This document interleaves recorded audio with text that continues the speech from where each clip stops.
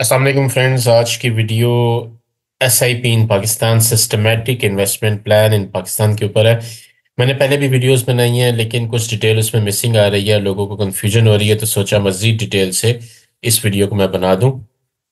इस वीडियो में हम बात करेंगे कि SIP क्या होती है, इसका फ़ायदा क्या है, कंपाउंडिंग कैसे होती है इसके अंदर, और इन्फ्लेशन का क्या इफ़ेक्ट पड़ता है, और उसके अलावा टैक्स के क्या रूल्स हैं पाकिस्तान के अंदर और हम जो SIP करेंगे उसके अंदर टैक्स के क्या क्या इफ़ेक्ट्स होंगे। उसके अलावा पाकिस्तान में कौन कौन से बैंक्स इस टाइम फरवरी 2025 में SIP ऑफ़र कर रहे हैं, और आपकी क्या स्ट्रेटजी होनी चाहिए, क्या क्या रूल्स आपको फॉलो करने चाहिए SIP करने के लिए। तो चलिए शुरू करते हैं। सबसे पहली चीज SIP क्या होती है। अक्सर लोगों को यही जो है कंफ्यूजन रहती है कि SIP एक फंड है या कोई इस तरह की चीज है। SIP एक सिस्टमेटिक इन्वेस्टमेंट प्लान, ये एक प्लान है कि आप सिस्टमेटिकली इन्वेस्ट करते हैं, एक तरीके से इन्वेस्ट करते हैं, हर महीने इन्वेस्ट करते हैं छोटी अमाउंट, छोटी छोटी अमाउंट जो है वो बड़ी हो जाती है, कतरा कतरा मिलके दरिया बनता है। इसकी जो है हम लाइव एग्जांपल आज देखेंगे। सिस्टमेटिक इन्वेस्टमेंट प्लान बेसिकली एक फिक्स अमाउंट हर महीने इन्वेस्ट करने का नाम है। ये ऑटोमेटिक भी हो सकती है, आप किसी बैंक के थ्रू कर सकते हैं। बैंक के अंदर सिस्टम होता है कि वो SIP आपकी सेटअप कर देता है, और वो एक मखसूस फंड के अंदर हर महीने फिक्स डेट को रात 12 बजे वो इन्वेस्ट कर देता है विदाउट योर परमिशन। आपसे एक दफ़ा बस परमिशन लेता है। दूसरा, आप खुद करते हैं, उसमें यह है कि आपको खुद जो है डिसिप्लिन होना पड़ता है। हर महीने कि यकम तारीख, 5 तारीख, 10 तारीख या जो भी तारीख आपको सूट करती है उस तारीख को आपने इन्वेस्टमेंट करनी होती है किसी भी चीज़ में। जो ऑटोमेटिक होती है उसके अंदर सिर्फ आप म्यूचुअल फंड्स के अंदर कर सकते हैं। म्यूचुअल फंड के अंदर रिटर्न कम मिलते हैं, लॉन्ग टर्म के ऊपर म्यूचुअल फंड फायदेमंद नहीं है। शॉर्ट टर्म के ऊपर म्यूचुअल फंड या इमरजेंसी के लिए म्यूचुअल फंड बेहतर रहते हैं, क्योंकि उनके अंदर रिस्क थोड़ा होता है। और लॉन्ग टर्म के लिए आपको खुद इन्वेस्टमेंट करनी चाहिए, स्टॉक के अंदर, गोल्ड के अंदर, वो हम आगे देखेंगे सारी चीज़ें। तो SIP एक बेसिक बिल्डिंग वेल्थ के लिए एक बेसिक टूल है, और आप अपनी रिटायरमेंट प्लान कर सकते हैं। जो प्राइवेट जॉब होल्डर्स हैं उनके लिए SIP बहुत इंपॉर्टेंट इस लिहाज से है कि वो सरकारी नौकरी में उनको पेंशन मिलती है, यहाँ पे ये अपना पेंशन फंड एक तरह से बना सकते हैं, या अपने अकाउंट में इस तरह से पैसे जमा कर सकते हैं कि जो उनको प्रॉफिट दे। मैं इसके बारे में आगे बताऊंगा, और ये लॉन्ग टर्म के लिए बेहतर होता है। अच्छा, हम PSX के रिटर्न सबसे पहले देखेंगे कि PSX ने क्या रिटर्न्स दिए, क्योंकि हमारी ज़्यादातर बात पाकिस्तान स्टॉक एक्सचेंज के हवाले से ही होगी। तो लोगों का पहले ही मैं माइंड क्लियर कर दूं आप लोगों का कि PSX रिटर्न कैसे दे रही है। ये जो लिस्ट है ये 20 साल के रिटर्न है। मतलब 2011 में जो 20 साल के रिटर्न थे, मतलब 1991 से 2011 तक के रिटर्न, वो एवरेज रिटर्न 10% था। इसी तरह 1992 से 2012 तक का जो एवरेज रिटर्न था वो 14% था, 13। इसी तरह देखें अब 2021 की अगर देखें, बात करें, 19.5 रिटर्न शो कर रहा है। ये 2001 से 2021 का रिटर्न है कि 20 साल के अंदर हर साल इसने कितना एवरेज रिटर्न दिया है, 19% तक। और 2024 में ये 15% तक आ गया। मतलब 2004 से 2024 तक का जो PSX ने ईयरली एवरेज रिटर्न दिया है वो 15% निकलता है। तो हम आगे जो भी है 15% ही कंसिडर करेंगे, ताकि कोई कमी ज्यादती ना हो। तो इस डाटा से शो होता है कि 15% एक एवरेज है, क्योंकि देखिए मैक्सिमम 20 पे गया, मिनिमम 10 पे गया। 10 तो आपको मिल ही रहा है हर सूरत, जो कि वर्स्ट परफॉर्मेंस है ये 2011 में। उसकी रीज़न ये है कि 2008 में एक बहुत बड़ा डिप आया था, इंटरनेशनल मार्केट क्रैश हुई थी, पूरी दुनिया की, तो पाकिस्तान की भी क्रैश हुई थी। तो उस क्रैश की वजह से जो एवरेज रिटर्न है वो कम हो गया था, 10% रिटर्न मिला था। बहरहाल हम आगे देखते हैं। तो अगर 15% के हिसाब से देखा जाए, 10,000 आपने हर महीने इन्वेस्ट किया हो, 15% का एवरेज रिटर्न हो 20 साल के लिए, तो 20 साल बाद आपके पास 1.5 करोड़ जो है वो अमाउंट होगी, जबकि आपकी इन्वेस्टमेंट खाली 24 लाख होगी। ये लिखी पड़ी बात है, ये डायरेक्ट फार्मूलाज है। इसको भी हम मजीद देखते हैं कि क्या चीज़ है। ये मैंने इस वेबसाइट से डाटा लिया है। अब अगर आप कहते हैं कि यार मेरे पास 10,000 मैं नहीं स्पेयर कर सकता, 5,000 आप खाली इन्वेस्ट करते हैं स्टॉक मार्केट में, और एवरेज रिटर्न आपको 15% मिलता है, जो कि मैंने आपको बताया 20 साल के ऊपर जो एवरेज रिटर्न है वो 15% एक नॉमिनल बात है। तब भी 5,000 सिर्फ हर महीने इन्वेस्ट करके आपके 20 साल बाद 76 लाख होंगे।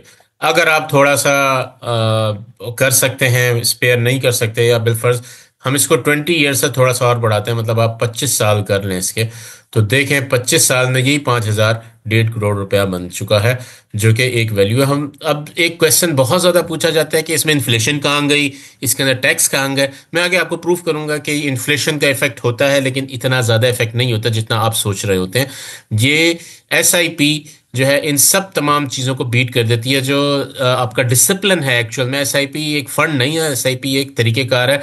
ये जो तरीक़ेकार है ये टोटली बीट कर देता है आपकी इन्फ्लेशन को भी, आपके टैक्स को भी।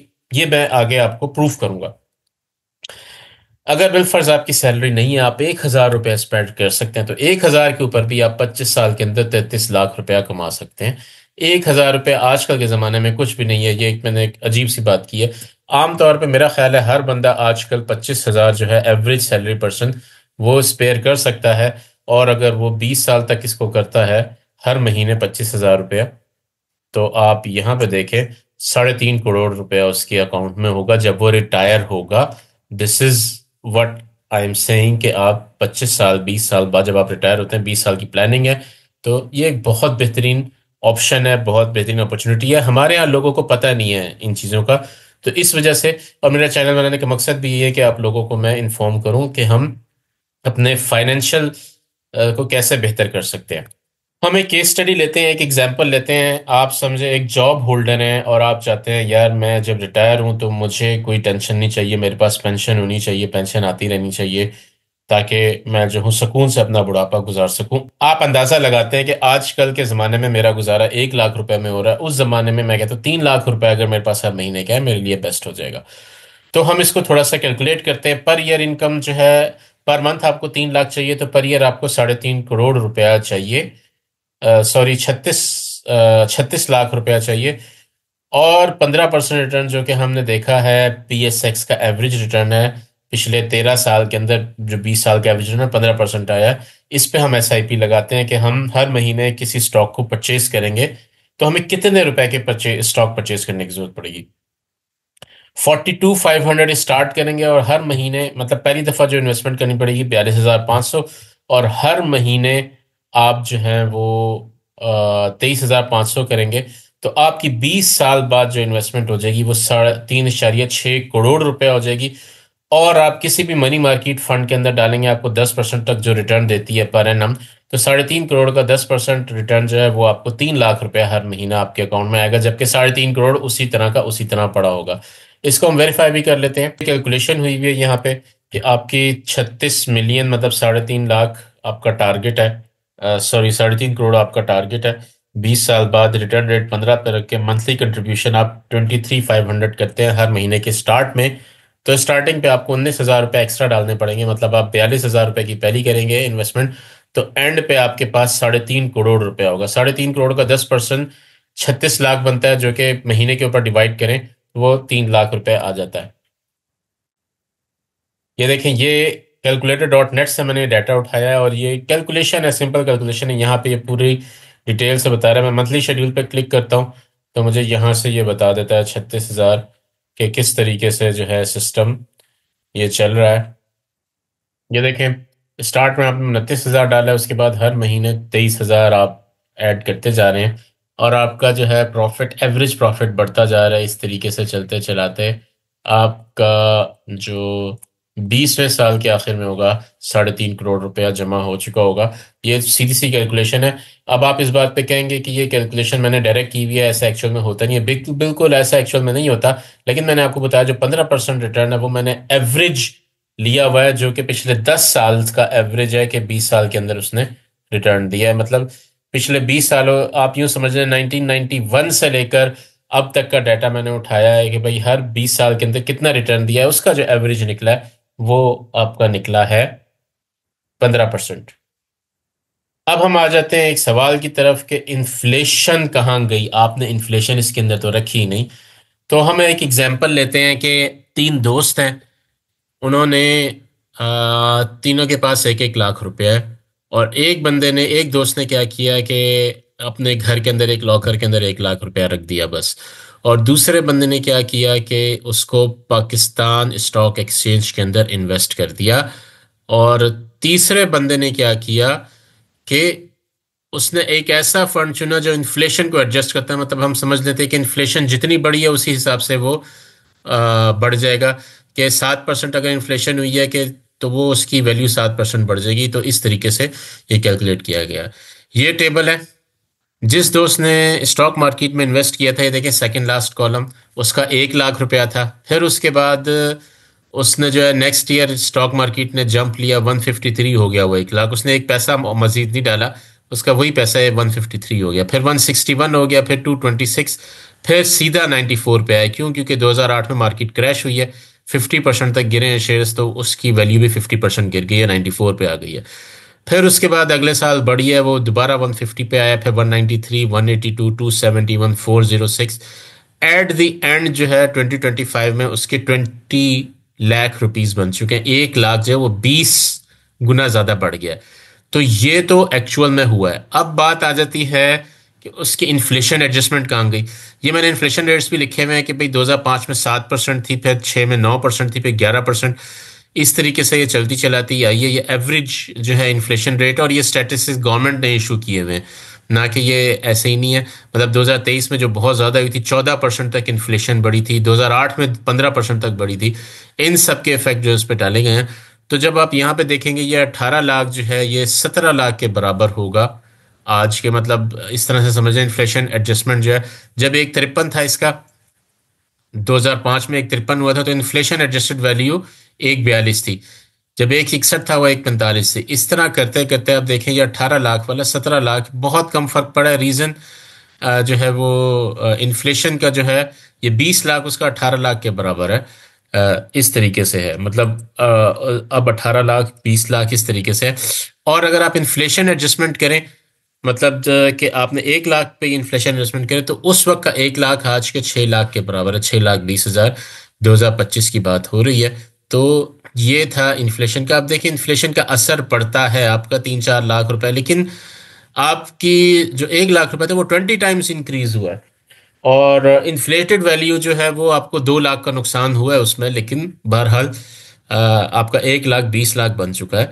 ये चीज़ आप जहन में रखें। तो इफेक्ट पड़ता है, लेकिन इन्फ्लेशन की वजह से इतना ज़्यादा नहीं होता कि आप इसकी वजह से आप छोड़ ही दें करना जो है।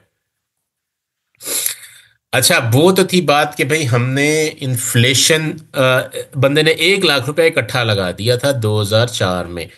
हम अब बात कर रहे हैं कि हर महीने अगर बंदा 2004 से 5,000 रुपया लगा रहा होता, तो आज तक उसने 2024 तक इसने 12,60,000 रुपया इन्वेस्ट किया होता। हर महीने 5,000 लगा के, खाली 5,000 उसने इन्वेस्टमेंट किया टोटल कम्युलेटिव।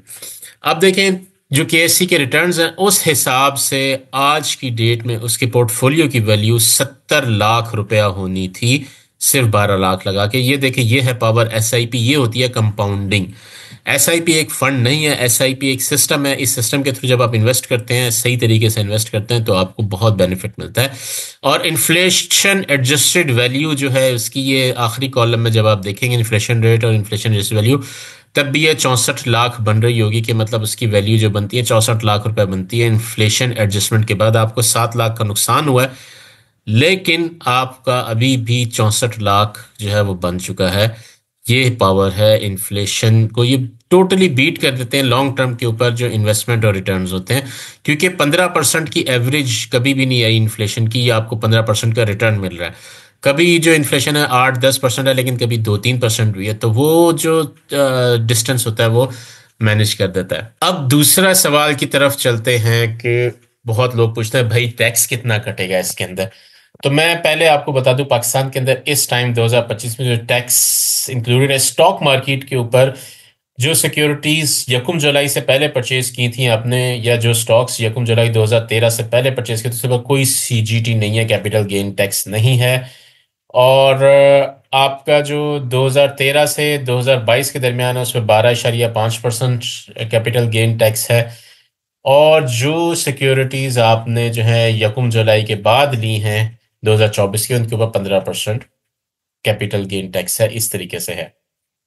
दूसरी चीज जो 2022 के बाद हुई है, कि आप इस तरह से समझ लें कि अगर 1 साल से कम आपने सिक्योरिटी को होल्ड किया, उसको सेल करने पे आपको 15% टैक्स देना पड़ेगा। 2 साल पे 12.5, 3 साल पे 10, ये ग्रेजुअली कम होता जाता है जितना लंबा, 6 साल के बाद आपके ऊपर 0% टैक्स हो जाता है। मतलब आप 6 साल बाद सेल करेंगे तो कोई टैक्स आपको पे नहीं करना पड़ेगा। ये लॉ है और ये काफी अरसे से चल रहा है। थोड़ा सा और बता दूं, पीएमईएक्स में 5% सीजीटी है। म्यूचुअल फंड में जो है, स्टॉक फंड और दूसरे फंड्स में जो है 15% है, और कंपनीज के फंड में 25% है। तो लेकिन अगर आप 6 साल से ज़्यादा इसको सेल करते हैं, सेव करते हैं, हेल्ड करते हैं, तो फिर कोई टैक्स नहीं है। तो लॉन्ग टर्म के ऊपर 6 साल के बाद आपके ऊपर कोई टैक्स नहीं होता है, स्टॉक मार्केट में भी, म्यूचुअल फंड में भी। तो हम अब देखते हैं वन टाइम इन्वेस्टमेंट के ऊपर। आपने जैसे किया था 1 लाख रुपया, अगर 2004 में इन्वेस्ट किया होता तो आपके अभी 20 लाख रुपए बन चुके होते। इसके ऊपर कोई भी टैक्स नहीं होना था। क्यों? क्योंकि आपने इसको 6 साल से ज्यादा हेल्ड किया है, तो इसके ऊपर कोई टैक्स किसी भी किस्म का नहीं होना था। लेकिन एसआईपी के अंदर, क्योंकि आप हर महीने इन्वेस्टमेंट कर रहे हैं, 2019-18 तक तो कोई आपके ऊपर टैक्स नहीं पड़ा, या 13 तक आपके ऊपर कोई टैक्स नहीं पड़ा। उसके बाद अगर आप उसको कंसिडर करें कि 15% टैक्स पड़ रहा है, तब भी आप उसी एग्जाम्पल को लेके देखें तो आपको जो है 2018 तक, 6 साल पहले तक कोई टैक्स नहीं पड़ेगा। उस वक्त तक आपकी इन्वेस्टमेंट 9 लाख रुपए थी, 5,000 के हिसाब से, और पोर्टफोलियो वैल्यू 62 62 लाख उसकी बन रही है, जो कि टैक्स एग्जेम्प्टेड है। Taxable gain 53 million, 5.3 million, 53 lakh का गेन, उसके ऊपर कोई टैक्स नहीं है। 2019 से 2024 तक जो आपने इन्वेस्टमेंट की, क्योंकि उन सिक्योरिटीज को आपने 6 महीने से ज्यादा हेल्ड, 6 साल से ज्यादा हेल्ड नहीं किया, तो वो वैल्यू जो है तकरीबन 16 लाख की वैल्यू बनती है, जिसके ऊपर फाइलर होने पे आपको 15% टैक्स पे करना पड़ेगा, 2,46,000। तो ये 68 लाख के अराउंड, या 67 लाख 53,000 समथिंग, इस तरह की वैल्यू बनती है। तो ये चीज़ है, और ये सारी वैल्यूज जो है एवरेज के हिसाब से निकाली गई हैं। थोड़ा बहुत ऊपर नीचे हो सकता है, लेकिन ज़्यादा फर्क नहीं पड़ सकता, क्योंकि एवरेज जो है वो मैंने काफ़ी मेहनत करके निकाली है। तो उम्मीद है ये चीज़ें आपको समझ आ गई होंगी कि टैक्स का क्या इफेक्ट पड़ता है, इन्फ्लेशन का क्या इफेक्ट पड़ता है, और सिस्टमैटिक इन्वेस्टमेंट प्लान है क्या। अब सवाल आता है कि पाकिस्तान में कौन कौन सी कंपनी सिस्टमैटिक इन्वेस्टमेंट प्लान की ऑप्शन दे रही हैं ऑटोमेटिक तरीके से। उसमें सबसे पहले मीज़ान बैंक है, फिर यूनाइटेड बैंक है, फिर एमसीबी है, फिर Atlas Honda asset management company है, ये भी एसआईपी के ऑप्शन देती है, और स्टैंडर्ड चार्टर्ड बैंक है। ये 5 बैंक्स जो हैं आपको एसआईपी के ऑप्शंस देते हैं म्यूचुअल फंड्स के अंदर, स्टॉक्स के अंदर नहीं। आपने अगर बैंक के थ्रू करना चाहते हैं, बैंक के थ्रू फायदा ये है कि ऑटोमेटिक तरीके से होता है, आपको याद रखने की जरूरत नहीं होती, एक फिक्स डेट के ऊपर डिडक्शन होकर इन्वेस्टमेंट में चली जाती है।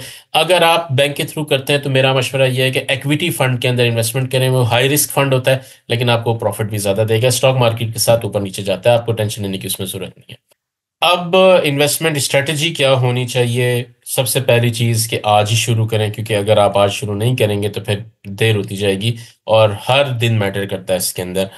और दूसरी बात, आपने हर महीने इन्वेस्ट करना है। अपनी जो इन्वेस्टमेंट है, अगर आप मैनुअल कर रहे हैं तो उसको डाइवर्सिफाई लाजमी करें। मतलब आप जो खुद इन्वेस्ट कर रहे हैं तो कुछ आपका गोल्ड लेके रखें, कुछ के स्टॉक्स खरीदें, कभी आप म्यूचुअल फंड खरीदें, कभी सुकूक बॉन्ड खरीदें। जो जो ऑप्शन बनती जाए उसी हिसाब से, या किसी बिजनेस में इन्वेस्ट करें, उसी हिसाब से आप चेक करें।